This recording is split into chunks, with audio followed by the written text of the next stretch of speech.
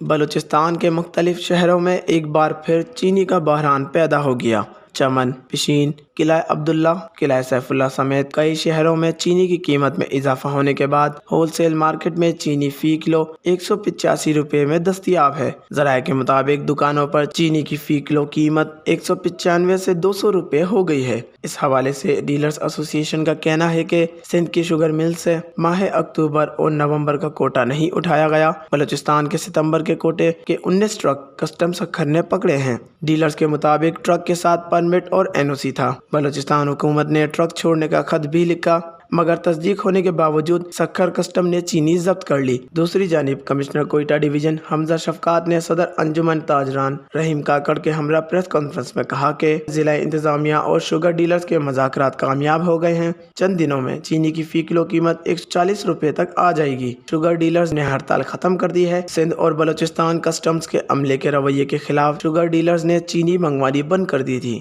Wash news, Quetta.